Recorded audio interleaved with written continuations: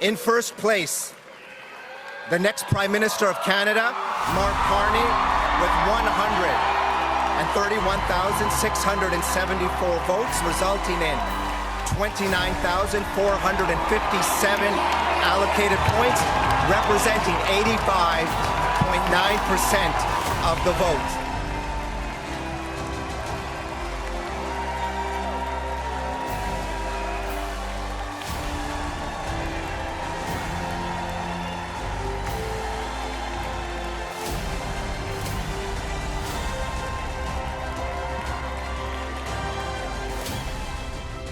The Liberal Party of Canada on Sunday chose an unelected technocrat in Mark Carney to lead the party into elections later this year.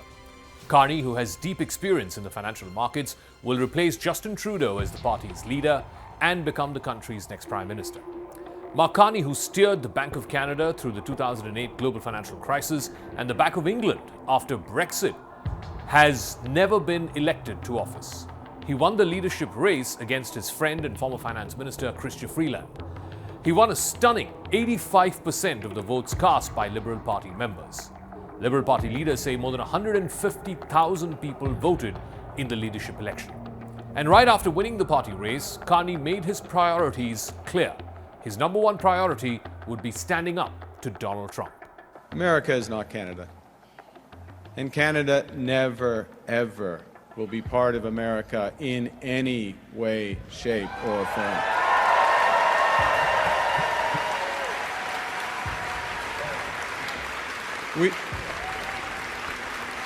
Look,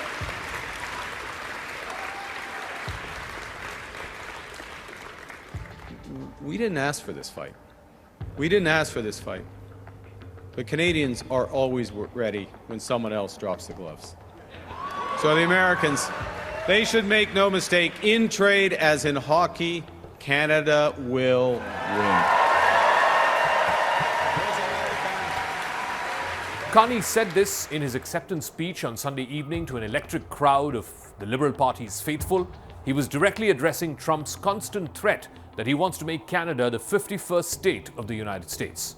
We'll be doing that. We don't need trees from Canada. We don't need cars from Canada. We don't need energy from Canada. We don't need anything from Canada. Carney is expected to be sworn in as Prime Minister quickly, as early as this week, officially putting an end to the Justin Trudeau era. His first and most pressing challenge will be to manage the threat from Trump to Canada's economy and to Canada's sovereignty. But Carney does not hold a seat in Parliament, so therefore he's expected to call federal elections very soon after being sworn in as Prime Minister. In those elections, he will face off with Pierre Poilievre, who is the leader of the Conservative Party of Canada.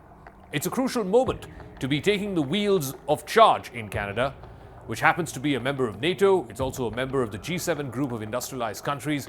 It comes at a time when Donald Trump is threatening to rip apart the transatlantic alliance and also to rip apart Canada-America friendly neighborly relations. Trump has put his finger often into Canadian politics. He's got his on and off tariffs against Canadian goods. First he threatened them, and then he put them on a pause. That, of course, would cripple the Canadian economy.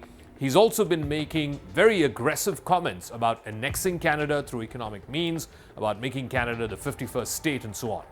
Canadian voters have told opinion pollsters that they believe the number one quality in the leader who will be chosen to run Canada for the next 5 years in the elections later this year would be who is best suited to stand up to Donald Trump. That's going to be a guiding choice for Canadian voters. They expect whoever their future leader is to be able to counter Trump's bullying tactics. General elections must be held by October. That is in line with Canada's election rules. The Conservative Party, which is led by Pierre Poilievre, has had a huge 20-plus point lead over the Liberals for the better part of the last year. But that gap has been closing since Justin Trudeau announced that he's stepping down and Trump started making all these moves against Canada. The latest polling suggests that most respondents would actually choose Carney over Poilievre if Carney were to lead the Liberal Party into the elections. Polling also shows that Canadians would prefer Carney to negotiate with Trump more than they would want Poilievre to negotiate with Trump. Poilievre has suffered a setback in recent polls. Some voters see him as too close ideologically to Trump.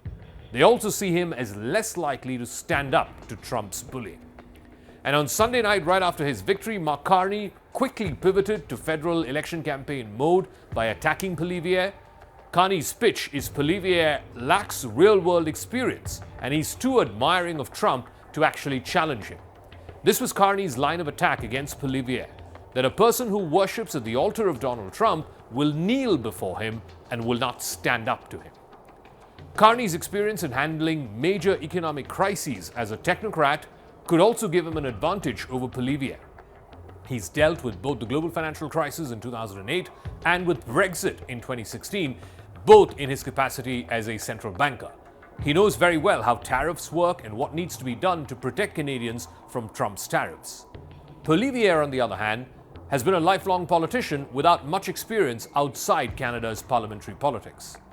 The Liberal Party establishment is quickly rallied around Carney's campaign.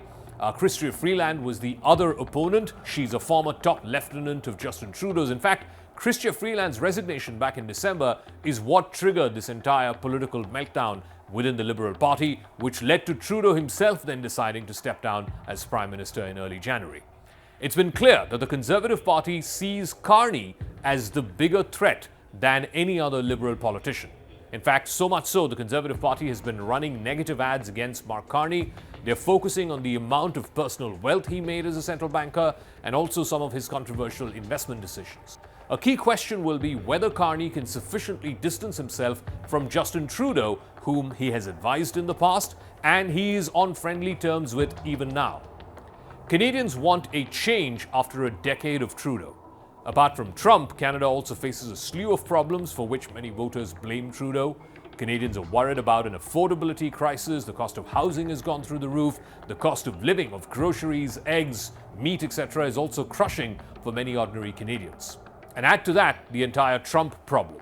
Trump has been talking down to Canadians, often referring to Canada as the 51st state, referring to Prime Minister Trudeau as Governor Justin. This has incensed Canadians, so much so the largest province, Ontario, has stopped the inflow of all American bourbon whiskey and California wine. After the backlash against his 25% tariffs on Canadian goods, Trump paused it briefly for a month until Canada takes more decisive action, according to him, against the flow of both illegal drugs and illegal migrants across the border. Trump has also suggested to Trudeau back in a February phone call that he intends to revisit the 1908 land border agreement between Canada and the United States.